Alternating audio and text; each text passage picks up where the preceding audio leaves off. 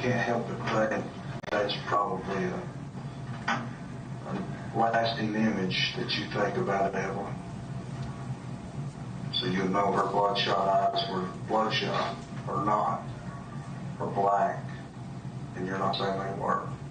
Okay, but they were just open.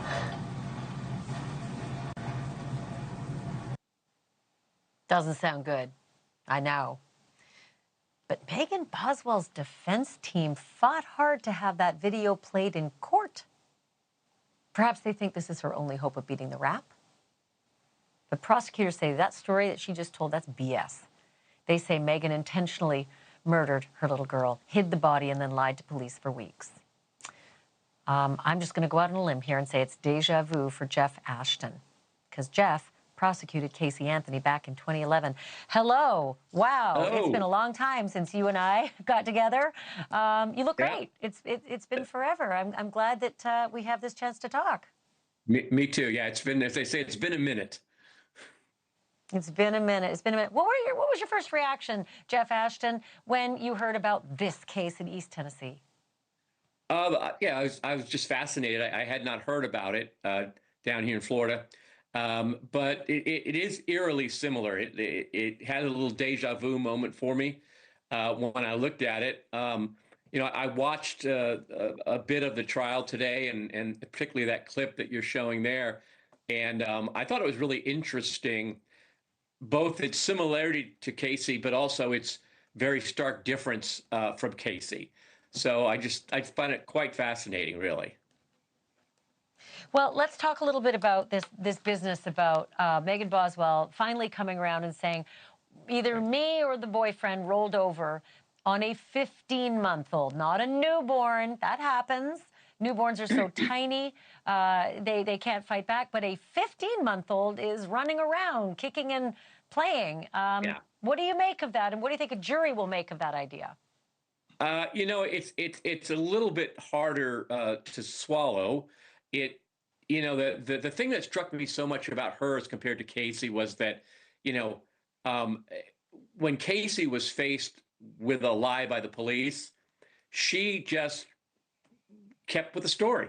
You know, the classic line of where she's caught in the lie about where she works and admits it and then says, "Oh, but everything else is true."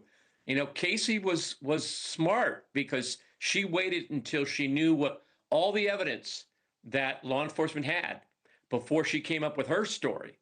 What I see in that interview is to me much more typical of how these interviews usually go. You know, somebody is breaking down, they're trying to come up with an excuse, and you know they don't really know what the police know yet. So I think that excuse really is going to depend on what the forensic evidence is from the medical examiner, which I have no idea what they found. I know that the child's body was out for a month, I think, or something like that. So presumably there was more. Jeff. Yeah. It's so upsetting. I don't even know how this jury's going to process it. They won't even show them some of the photographs. This child was wrapped so tightly, her face flattened. Whoever did it, put her upside down into that trash can with such force it bent her head backwards into a reverse fetal position. This is the abuse that this baby endured. And here's my next question. It's important that those facts are known because Megan's own lawyer hinted that the abusive corpse charge may not fly. And I don't get this, because the medical examiner will testify that Evelyn was still alive when she was shoved into the trash can. I can't understand any lawyer that would say that. And I see in your reaction, you feel the same way. That's an interesting one. I'm not quite sure, you know, how that's you know, maybe offense to a minor charge, but admission to a it's felony murder. It's abusing a child, and the child dies as a result, and that's, you know, felony murder. I don't know if this defense lawyer has some other strategy that I've never heard of before, but will you come back and talk with me again about this case? Because I've got millions more questions, and I know that you've been down this road. Okay, it's good to see you again. You look great. Thanks for watching. Go to joinnn.com to find NewsNation on your screen. And don't forget to click the red subscribe button below to get more of NewsNation's fact-driven, unbiased coverage.